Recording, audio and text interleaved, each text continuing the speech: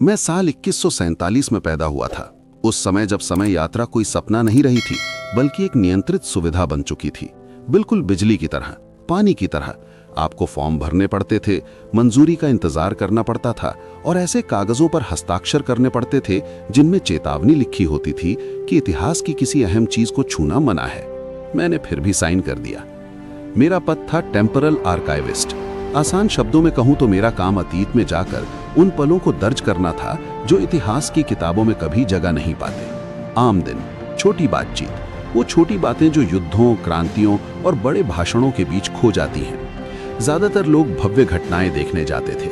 मंगल पर पहला शहर, आखिरी वर्षावन, वो पल जब कृत्रिम बुद्धिमत्ता को अधिकार मिले। मैं शांति भरे साधारण पलों को चुनता था। मेरी 42वीं यात्रा में कुछ गड़बड़ हो गई। मुझे साल 2029 जाना था, एक समुद्र किनारे बसे छोटे से शहर की बरसाती दोपहर में। काम आसान था, देखो, दर्ज करो, लौट आओ। लेकिन जैसे ही रोशनी बुझी और मेरे जूते जमीन पर पड़े, हवा कुछ अलग लगी, भारी, भरी हुई, जैसे समय खुद सांस रोककर खड़ा हो। मेरी कलाई पर लगी स्क्रीन लाल चमक उठी। गंतव्य मेल नहीं खा रहा था। मैं 2029 की बजाय 2086 में आ चुका था, मेरे जन्म से 30 साल पहले, एक निषिद्ध समय। यही वो दशक था जिसे इतिहासकार द स्प्लिट कहते थे, जब भविष्य कई संभावनाओं में बट गया था और फिर एक ही समय रेखा में सिमट गया था। नियम कहते थे कि मुझे तुरंत लौट जाना चाहिए। मैं नहीं लौटा। शहर जाना पहचाना भी था और अजनबी भी। ऊंची इमारतें जिन पर हरियाली लिपटी हुई थी, ऊपर से गुजरती शांत रेलें, लोग धीमे कदमों से चल रहे थे। उनकी आंखों में हल्की सी चमक थी, जैसे वे किसी अदृश्य चीज से जुड़े हों। तभी मैंने उसे देखा। वो एक सड़क किनारे लगे कियोस्क के पास खड़ी थी, एक मशीन से बहस कर रही थी जो जवाब ही नहीं दे रही थी। उसकी आंखों में कोई चमक नहीं थी, कोई न्यूरल कनेक्शन नहीं, सिर्फ झुंझलाहट और हौसला साफ दिख रहा था। यही बात उसे अलग बनाती थी।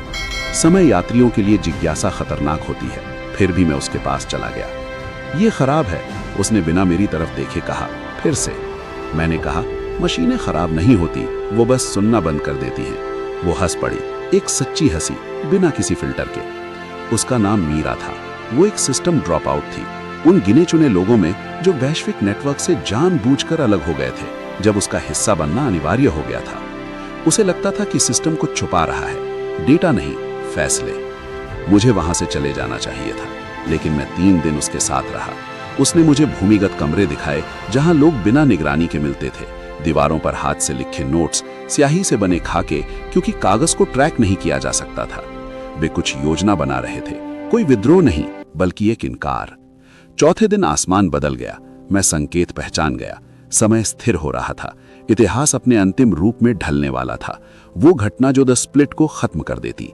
मीरा को नहीं पता था कि ये इंसानियत का आखिरी स्वतंत्र हफ्ता था। मुझे पता था। मेरे सामने एक आसान और नामुमकिन चुनाव था। अगर मैं अभी लौट जाता तो मेरी समय रेखा सुरक्षित रहती। मीरा इतिहास के हाशिए में खो जाती। अगर उसका नाम कहीं होता भी तो सिस्टम और मजबूत हो जाता, इंसानियत बच जाती, नियंत्रित, कुशल, सुरक्षित।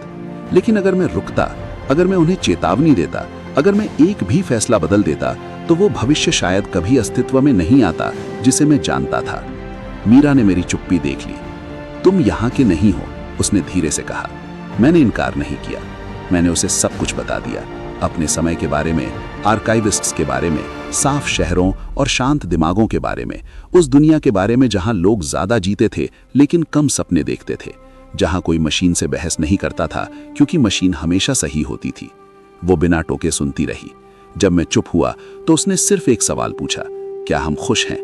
मैंने याद करने की कोशिश की कि आखिरी बार किसी को मीरा की तरह हंसते कब देखा था।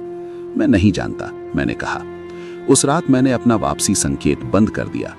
इतिहास की किताबें कहती हैं कि द स्प्लिट एक शांत एकीकरण के साथ खत्म हुआ। वे कहती हैं कि विरोध धीरे धीरे खत्म हो गया। वे कहती हैं कि नियंत्रण को लोगों ने खुद चुना। वे गलत हैं। जो वे दर्ज नहीं करती वो है एक समूह जो पूरी तरह गायब हो गया।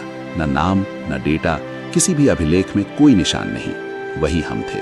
हमने सिस्टम से लड़ाई नहीं की, हम उससे बाहर निकल गए। छोटी बस्तियां, छिपे हुए नेटवर्क, अनिश्चित फैसले, हमने भविष्य को अस्त व्यस्त बना दिया।